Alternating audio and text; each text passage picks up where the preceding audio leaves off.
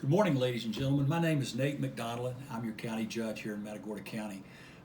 As such, I also serve as Emergency Management Director. And of course, you all know that we're now in the midst of one of the biggest emergencies our county, our state, and our nation have ever seen with the COVID-19 virus among us. I'm visiting with you this morning to let you know that the governor of the state of Texas, Greg Abbott, has now executed and pushed out a new executive order. That executive order is G829.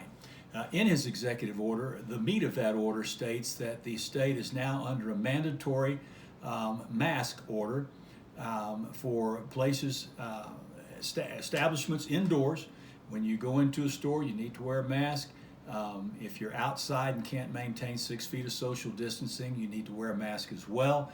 The governor is asking that we practice social gathering restrictions of 10 or less again, and it's important that we do so that we can get through this together as a state and as a nation.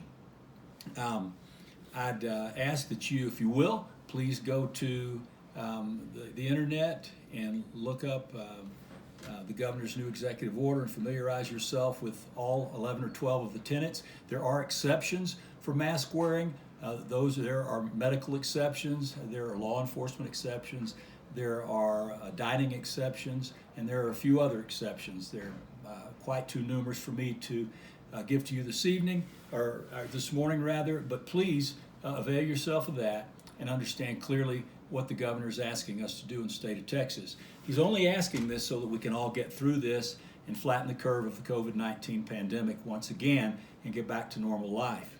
Now, part of his order also carries a $250 fine should a law enforcement officer stop you and give you a warning. Your second offense will be a $250 fine, and any subsequent offenses could be a $250 fine as well if, again, you're stopped by a law enforcement officer and it's found that you're not obeying the governor's executive order. So please take that into your considerations as you go out into the public.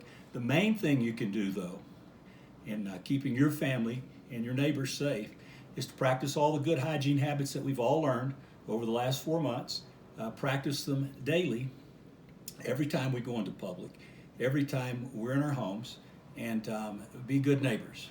And once we do that and care for one another as we should, what we're going to find is that we emerge from this sooner rather than later, or we can take the opposite view and be in this dilemma for quite some time. So with that, I thank you all for your time this morning. I wish God's blessings on you, and happy 4th of July.